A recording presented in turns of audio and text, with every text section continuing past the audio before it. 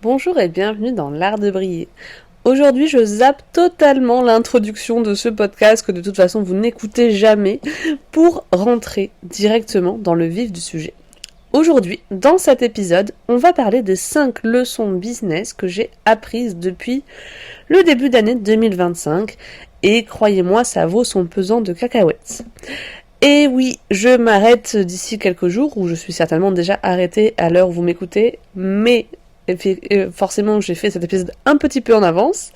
Et je me suis rendu compte que quand même cette année a été, ces 5 premiers mois, ont été riches d'enseignements. J'ai vécu pas mal de choses, je me suis rendu compte à travers mes expériences, mais aussi celles de mes business friends, celles de mes clientes, que ben ouais, j'ai des prises de conscience en business. J'avance, j'évolue, je vous en ai déjà parlé, je vous ai partagé mes objectifs business notamment, mon cycle de vente, tous mes bilans depuis le début de l'année. Mais du coup, il y a vraiment des leçons un peu qui sont venus s'ajouter à tout ça, qui peut-être résument un peu tout ça. Et je voulais détailler ça avec vous aujourd'hui. Ce que je vous raconte aujourd'hui, c'est vraiment, voilà, un petit peu moi ce que j'ai pu vivre concrètement, mon vécu de manière peut-être authentique, parfois maladroite, enfin voilà, y a rien de, c'est pas des grandes leçons à reproduire à 1000%. L'idée c'est évidemment de suivre vous, votre propre chemin, et de prendre seulement ce qui résonne avec vous aujourd'hui et ce qui vous inspire.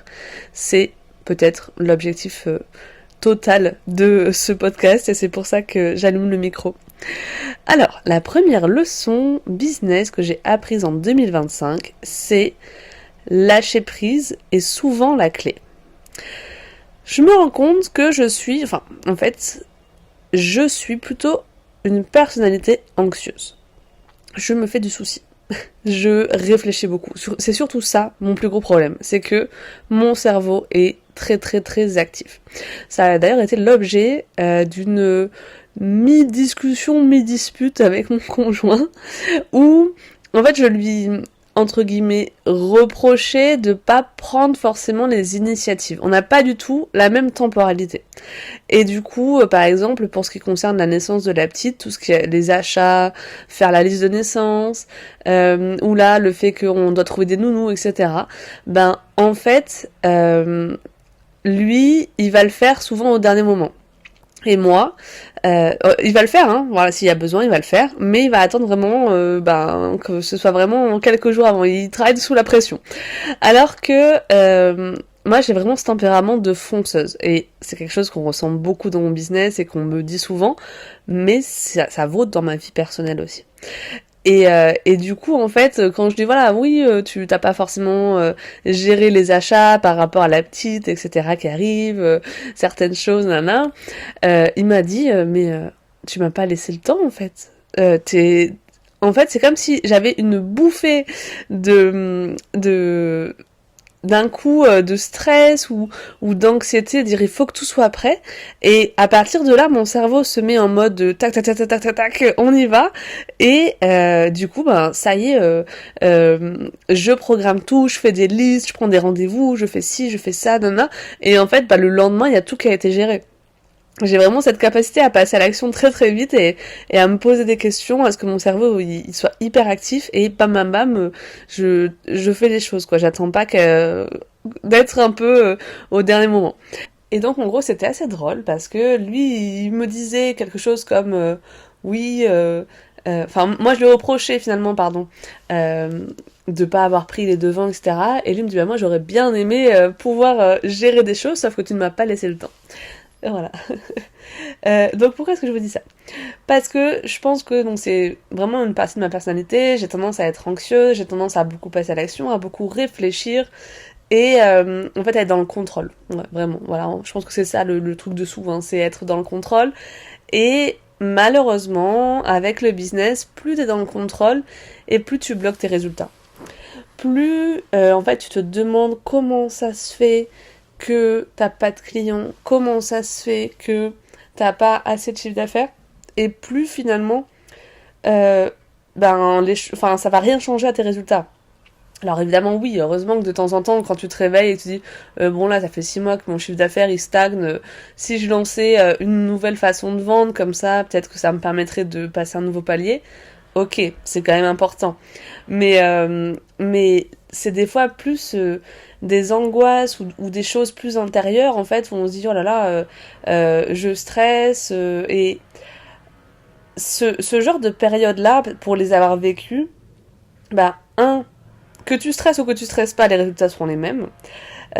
Et deux, finalement, c'est tellement des petits moments sur ton année entière ou sur tes 10 dernières années que ça compte pas en fait. Donc juste essaye de vivre les choses avec plus de légèreté, ça marchera sûrement mieux.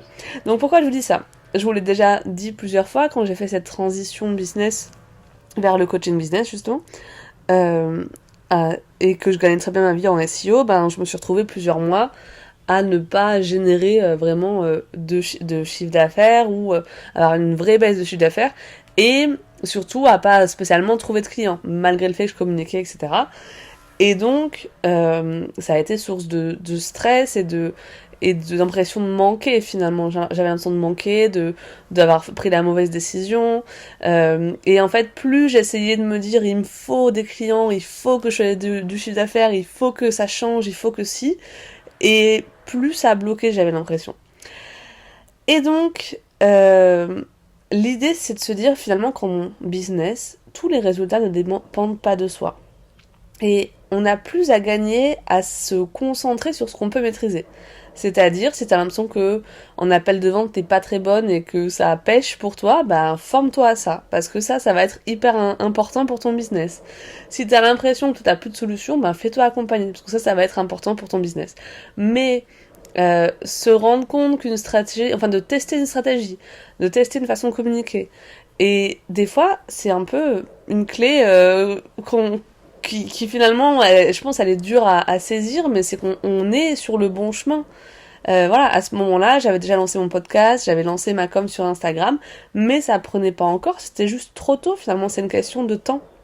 Et donc, ouais, finalement, ça sert à rien de stresser. Bref, pourquoi je vous dis ça?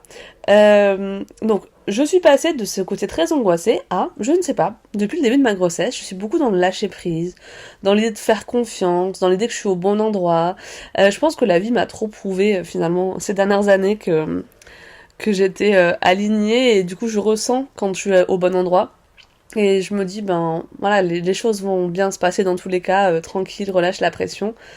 Et donc récemment, il y a plusieurs événements qui m'ont fait prendre conscience de ça. Bah déjà, le fait que mon chiffre d'affaires a explosé ces derniers mois par rapport à il y a un an en arrière. Si je m'étais dit ça il y a un an, j'aurais beaucoup moins stressé et ça aurait été beaucoup plus cool ma vie. Et aussi, bah, par rapport à mon fils, récemment, en fait, je trouve que les enfants ont une capacité d'adaptation incroyable, ils se posent beaucoup moins de questions et voilà, enfin juste, c'est incroyable la façon dont il a géré 2 événements le mois dernier. Du coup, il s'est fait opérer pour la première fois de sa vie, il est allé à l'hôpital, etc. Et il n'a pas eu besoin d'une préparation incroyable. Finalement, on lui en a parlé un petit peu, on lui a expliqué l'opération en question, qu'à un moment donné, il allait être sans nous, mais qu'après, il allait revenir, que ça lui ferait pas spécialement mal, enfin plein de choses comme ça. Et limite... plus je lui en parlais et plus il me disait non mais c'est bon maman, ok c'est bon j'ai compris, allez je vais jouer. Euh, et en fait le jour J c'était une journée classique pour lui, il n'a pas eu de stress ou de choses comme ça. Et pareil, on a dû le changer d'école en cours d'année scolaire, ce qui ben, pour un enfant de 5 ans qui est pas très extraverti, moi me semblait être une énorme étape qui allait être hyper stressante, où il allait pleurer, etc. Donc je me suis fait tout un film. Et au final, ça s'est super bien passé. Il est sorti le premier jour en me disant ah c'est trop bien, c'était trop bien, etc. Donc voilà, nos enfants sont géniaux par rapport à ça pour nous apprendre ce que c'est le lâcher prise. Mais l'idée de se dire finalement, je fais confiance en la vie. Je fais ce qu'il faut évidemment. Je fais des actions, etc. Par rapport au business notamment. Mais il y a ce côté-là. Où de plus en plus je me dis écoute fais confiance, de toute façon que tu stresses ou que tu stresses pas les choses vont se passer. Voilà. Là je sais que dans quelques jours je vais devoir déménager, qu'on n'a pas grand monde avec nous, que moi je suis enceinte, je pourrais pas porter grand chose, qu'il y aura mon fils avec nous, qu'il y aura le chien avec nous, et comment est-ce qu'on va gérer ça? ben en fait juste on lâche prise et puis dans tous les cas ça se passera en fait. Dans tous les cas le 31 mai il va falloir qu'on rende nos clés donc ça va se faire. Voilà, peut-être parfois dans la souffrance, peut-être qu'on va être un peu stressé à certains moments, peut-être que ça va trop bien se passer, ça va être fluide, mais vu que je ne contrôle pas tout ça, bah juste lâcher prise. Voilà, cette leçon est très très longue. Ces explications ont été très très longues. Je ne vais pas prendre 10 minutes pour chaque leçon, sinon ça va être beaucoup trop long.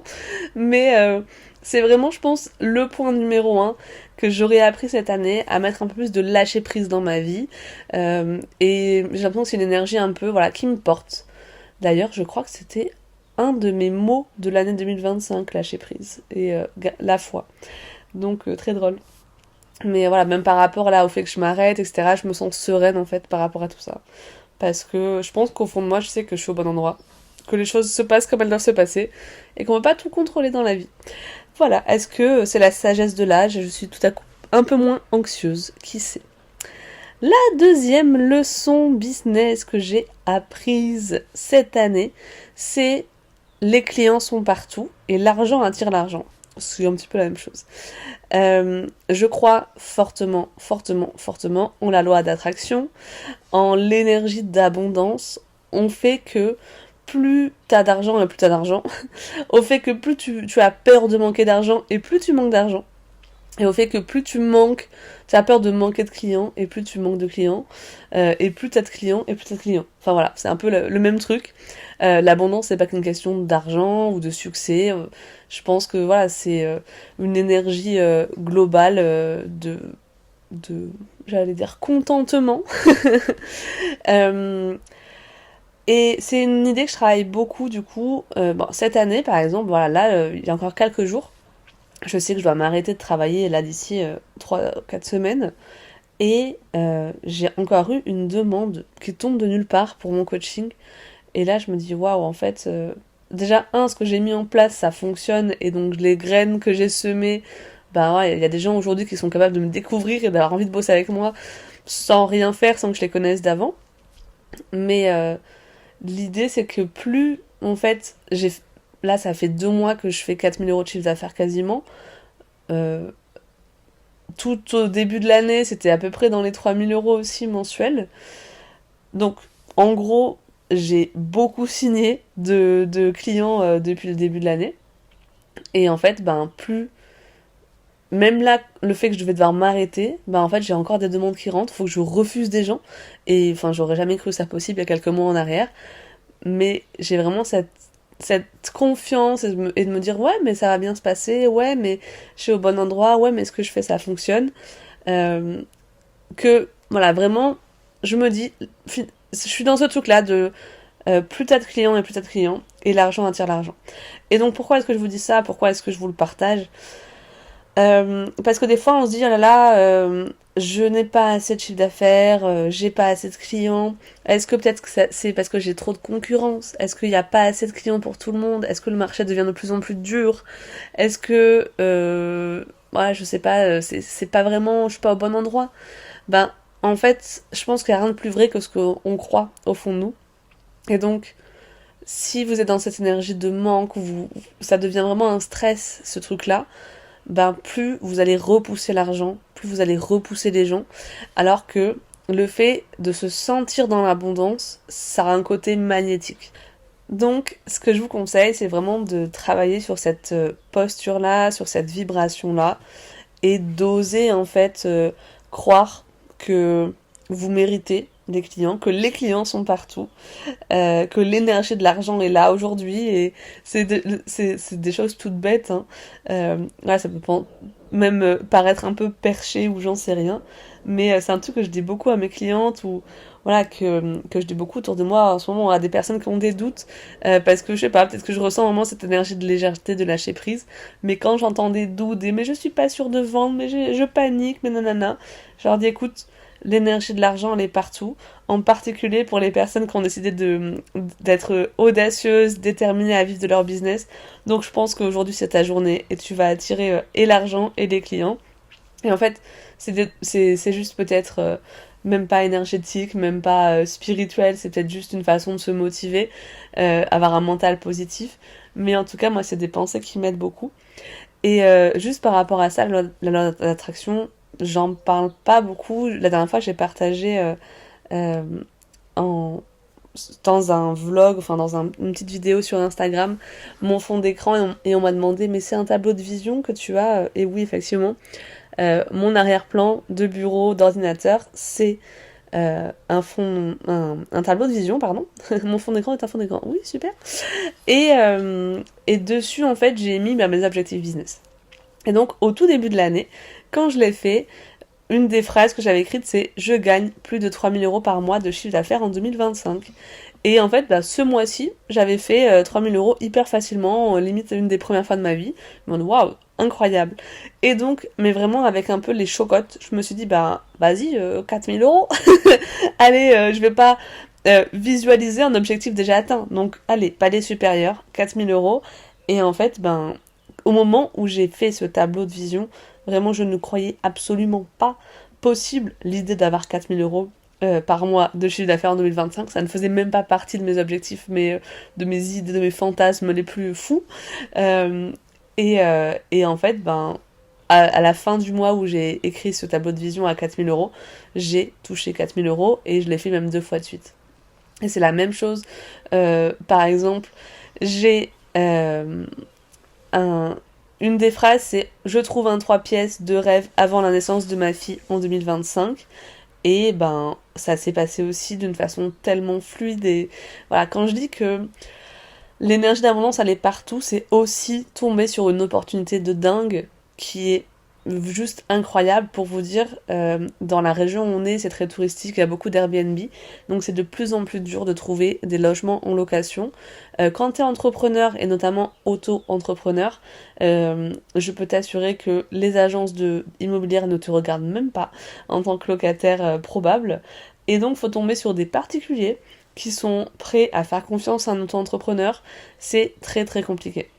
Et donc là notamment, on a trouvé grâce à une amie d'amis, voilà, c'est un peu du bouche à oreille, et la personne nous fait confiance, elle a même pas regardé combien on payait, etc. Enfin, pardon, combien on gagnait.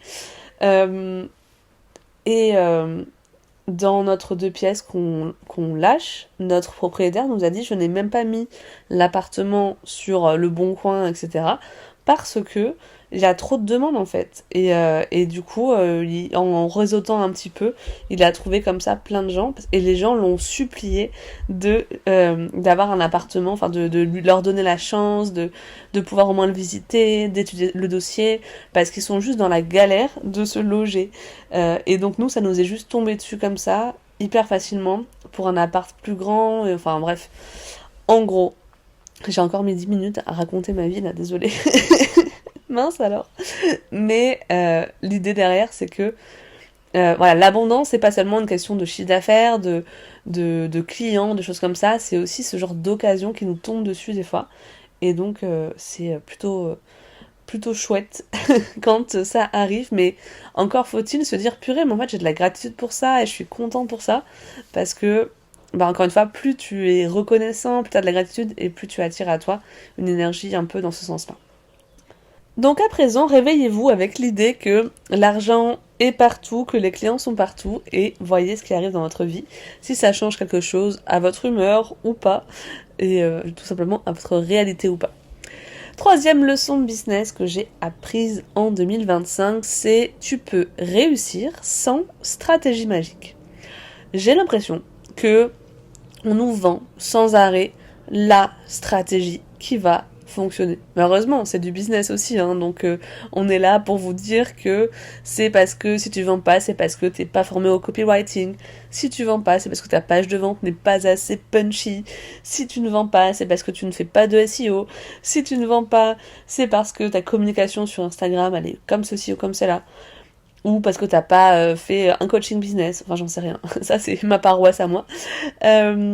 Mais l'idée, vraiment, je pense aujourd'hui que faut arrêter de chercher ce truc secret, ce hack, ce truc qui va te mener, un ascenseur vers le succès, qui va te mener plus vite, plus fort, plus loin.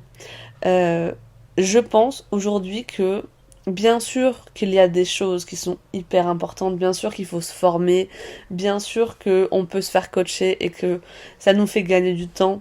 Parce que ça, voilà, moi je pense que si je m'étais fait coacher en 2017, aujourd'hui je serais peut-être millionnaire, j'en sais rien, mais en tout cas j'aurais pas eu la vie que j'ai. Et donc ça aurait été une passerelle, mais malgré tout, j'ai pris plus de temps, mais je suis quand même arrivée à un endroit que j'aime bien. Et donc, l'idée, c'est ça, c'est que oui, tu vas pouvoir réussir, même si tu n'as pas trouvé le hack ultime, la stratégie à suivre, etc. Faut arrêter de croire aux petites licornes qui viennent te sauver. L'idée derrière, finalement, je pense que c'est que ça part de toi. Ça part de toi, de la conscience que tu as de ton business, de la responsabilité que tu prends, et ça c'est hyper important. Et de, ouais, finalement, tes décisions, ta façon de passer à l'action, etc. Il y a pas longtemps, j'ai entendu une phrase, c'était en mode, ouais, moi, j'ai besoin d'une coach, ça va me sauver un peu, c'était en mode, c'est ma dernière chance, c'est ma dernière opportunité, après ça, j'arrête limite. Mais en fait, non. Ne laisse pas reposer ton succès dans les mains de quelqu'un d'autre. C'est toi qui es responsable de ton succès aussi. Et t'as le plus gros rôle à jouer là-dedans, quoi. Moi, aujourd'hui, je suis coach business, mais je peux sauver personne. Si demain, on fait des séances ensemble, que t'arrives avec zéro matière, que je te donne des idées, mais que tu les appliques pas, que tu fais pas les choses, que t'es pas clair, que bah juste t'as pas envie de passer à l'action, ou que dès que la séance elle est finie, ben tu restes dans ton coin et tu fais rien, c'est sûr que ça, je vais pas changer grand chose à ta vie. Donc juste l'idée, c'est que pour moi, t'as pas besoin de payer des formations, des trucs, des machins, t'es pas obligé en tout cas, et surtout il y a pas de secret. Si les autres ils ont réussi, c'est pas parce qu'ils avaient le secret ultime, le machin magique, non. Par contre, ce qui est plus important que chercher à tout prix le secret, et les raccourcis finalement, c'est ça l'idée, c'est d'agir en fait, de passer à l'action, de rester aligné à ce qu'on ressent, de tester des choses et d'ajuster, de tenir compte des résultats qu'on obtient et d'ajuster, et d'apprendre là où on a l'impression que effectivement ça pêche pour nous ou qu'effectivement là il y a une opportunité. Mais la stratégie parfaite et miraculeuse, je vous assure, elle n'existe pas. Ça fait 8 ans que je la cherche, mais elle n'existe pas du tout. Quatrième leçon, et je pense que ça c'est vraiment une prise de conscience. J'avais déjà eu un petit peu en 2024, je pense que même que je n'en ai pas dans le bilan, mais encore plus en 2025, c'est les gens que tu envies ne sont pas toujours à envier. Sur Instagram, moi j'ai vraiment eu l'impression qu'il y a un espèce de gap entre les gens qu'on invite, qui nous paraissent successful, qui ont une réputation d'enfer et leur réalité, et surtout les autres gens, les petits entrepreneurs. Mais il y a un vrai truc là-dessus. Alors déjà, les gens qui font le plus d'argent ne ont pas forcément des millions d'abonnés sur Instagram. Et donc ça, c'est complètement décorrélé. Et pourtant, je sais que, enfin, moi ça me saoule, mais il y a vraiment ce truc de réputation. Voilà, demain tu vois quelqu'un qui a 10 000 abonnés sur Instagram et qui est coach business, tu vas avoir l'impression qu'il est meilleur que celui qui en a 500. Alors que peut-être pas. Et il y a des gens, ils ont 200 000 abonnés aujourd'hui sur Instagram. Bah, en fait, tu sais pas la réalité de leur business, tu sais pas combien ils gagnent de chiffre d'affaires par mois. Et moi, je pense que les personnes les plus riches que j'ai croisées dans ma vie, elles avaient pas de compte Instagram, hein. Mais elles avaient un état d'esprit d'entrepreneur incroyable. Moi, j'ai un de mes voisins notamment qui a eu énormément de succès. Un jour, il faut que je l'interviewe sur le podcast d'ailleurs. Mais il a juste saisi plein d'opportunités dans sa vie au bon moment. Et ça l'a amené à une vie incroyable. Mais il a pas de compte Instagram. Il a jamais fait des stories pour raconter tout ça. Donc, il y a ça. Il y a aussi l'idée, et je le ressens beaucoup, c'est que les gens qui partagent sur Instagram leur succès, leurs offres, les paillettes, les trucs comme ça, en fait, on voit que 10% de leur vie. Et donc de plus en plus, moi j'entends des témoignages de gens qui nous semblent successful, qui en fait ressentent du stress, se remettent en question, se sentent seuls, font des burn-out, font des dépressions, perdent des gens qu'ils aiment. Et ça on le voit pas, ils le partagent pas au moment T. Mais du coup, j'ai vraiment appris de plus en plus à regarder ces gens-là, mais pas du point de vue d'avant où j'étais en mode oh là là, limite je les envie. Je me compare plus à ces gens-là. Et ouais, je me dis pas que ces gens ont plus de valeur que moi. Et c'était un peu l'idée que j'avais avant. Et j'en parlais l'autre fois avec mon conjoint aussi, que finalement, plus on vieillit, voilà, là maintenant, ça y est, on est des vieux, on a 31 ans, 32 ans bientôt. Et plus, par exemple, les acteurs, les chanteurs, quand on était petit, c'était vraiment, ouais, ils vivaient dans un autre monde, ils étaient limite sous verre, intouchables, etc. Et maintenant, tu te rends compte que limite, tu peux les croiser dans la rue et je sais pas, j'aurais moins ce truc-là de me dire, oh, mon Dieu, t'imagines, c'est une star devant nous et tout ça, que ouais, pourquoi pas aller prendre un café, et enfin, j'en sais rien, mais qu'en tout cas, le monde n'est pas si différent entre eux et nous, que ils ont sûrement des galères, qu'ils ont sûrement des angoisses, qu'ils ont sûrement des moments où ils vont pas bien, où ils se remettent en question, et ça on le voit pas, mais voilà, ils sont pas si intouchables que ça, ils sont pas si inhumains par rapport à nous, et voilà, ils sont pas dans une autre réalité. Bon, ça dépend qui, bien sûr, peut-être, euh, mais voilà, c'est la même chose en fait entre les stars, les machins et un peu les stars de business sur Instagram. Je citerai pas de nom aujourd'hui, mais vous en avez sûrement quelques-uns en tête. Euh, et donc, juste que j'ai arrêté d'envier ces gens-là et de me dire, oh là là, j'aimerais bien être à leur place. Souvent, j'aimerais pas du tout être à leur place d'ailleurs, j'ai pas envie de gérer des grosses équipes, j'ai pas envie de devoir refuser toutes les 5 secondes des conférences, des invitations, des machins et d'être trop sous les feux des projecteurs. On verra si un jour ce sera le cas, mais ça m'inspire pas tant vu comme ça. Et autant le succès ça m'inspire, mais les gens qui partagent comme ça, enfin cette espèce de bulles et de choses qu'on projette sur eux, ça m'inspire pas trop. Et j'ai évité de plus en plus de me comparer à ce que ces personnes-là renvoient. Parce que ce que ces personnes-là renvoient n'est pas forcément ce qui se passe dans leur tête. On n'en sait rien de leur niveau d'alignement, de leur niveau d'épanouissement, de leur niveau de sérénité, et on sait pas grand-chose non plus de leur niveau de stress, de peur, de solitude qu'ils peuvent ressentir. Et voilà, juste ces gens-là, j'ai plus envie de les envier. Euh, et c'est juste un rappel de ça, de se dire, en fait, là où t'es, c'est très bien. T'as pas besoin d'aller enquêter sur ce que les gens font, etc. Et est-ce que c'est mieux, est-ce qu'ils sont meilleurs, est-ce que toi t'es pas assez. Voilà, ça sert à rien, c'est pas utile. Et la dernière leçon business que j'ai appris, j'en suis déjà à 5, ouais, ça allait vite, est-ce que j'en ai pas loupé une? J'espère pas. Non, c'est bon. Alors la 5e, c'est le mindset, baby. Oui, c'est pas une leçon, c'est juste une phrase. Le mindset. Vraiment, je pense que aujourd'hui, l'état d'esprit d'un entrepreneur, c'est vraiment ça qui guide son succès, mais surtout sa persévérance et le fait qu'il va rester longtemps, sa pérennité peut-être. Mais c'est pas juste, voilà, s'affirmer tous les matins. Les clients attirent les clients, l'argent attire l'argent. Donc contrairement à 2 leçons derrière, ce que je vous disais, c'est pas juste des affirmations, etc. C'est vraiment un état d'esprit au quotidien, une façon de voir la vie, de voir les choses, et aussi, et je le trouve de plus en plus, une façon de s'entourer.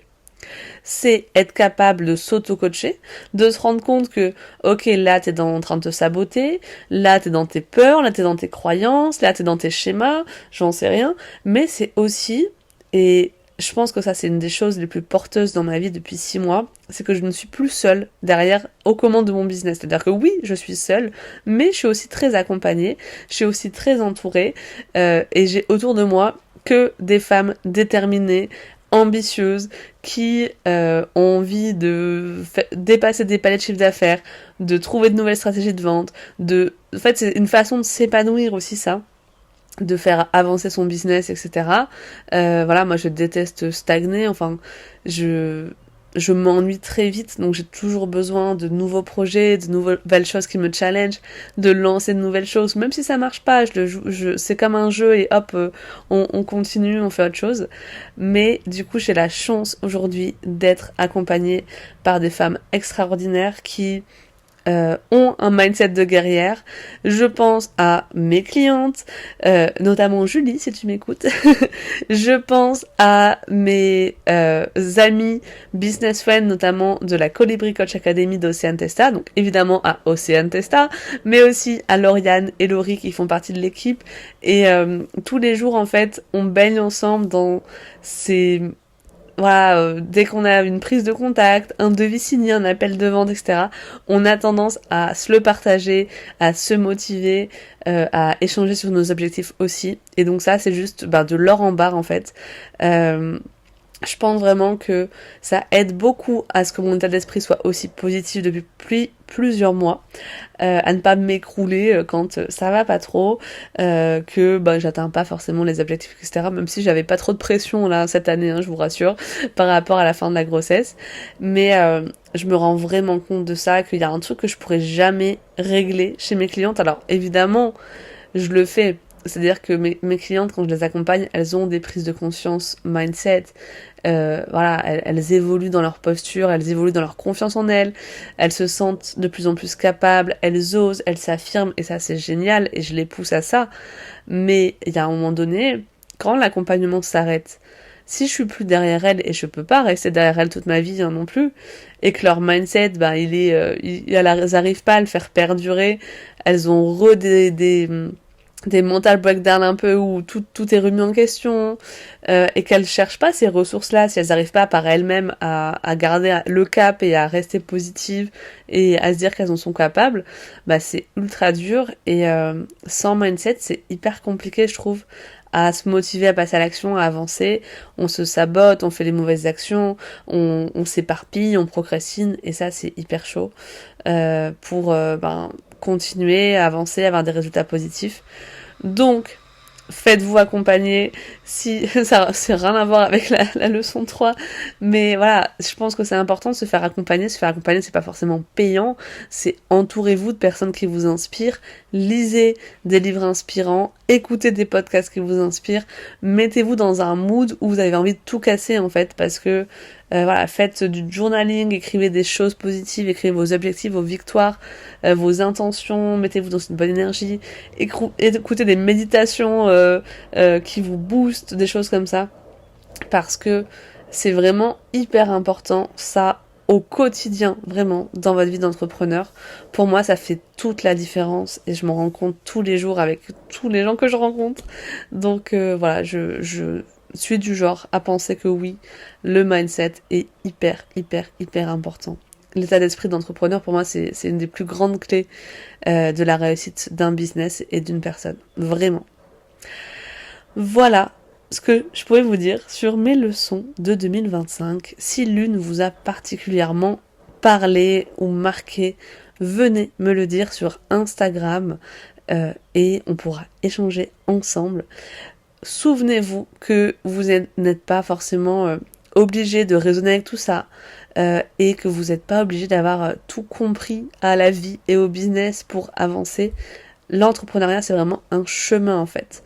Et je sais que voilà, vous voyez, là en quelques mois, tout ce que j'ai pu apprendre, intégrer encore plus, incarner encore plus, et imaginez, ça fait 8 ans que je suis entrepreneur, donc il y a beaucoup de choses que j'ai appris au fil du temps, et souvent par échec finalement, j'ai échoué, j'ai essayé, ça n'a pas marché, du coup j'ai changé mon chemin, et voilà, c'est juste comment dire, la vie d'un entrepreneur, c'est des montagnes russes, il se passe plein de choses, mais ça vaut vraiment le coup. Moi, je trouve ça beaucoup plus stimulant et challengeant que de faire le même travail tous les jours, au même endroit, avec les mêmes gens, en parlant des mêmes choses. Donc, j'espère que cet épisode vous aura plu. Je vous retrouve bientôt pour un prochain épisode de l'Art de briller. En attendant, prenez soin de vous. Bye!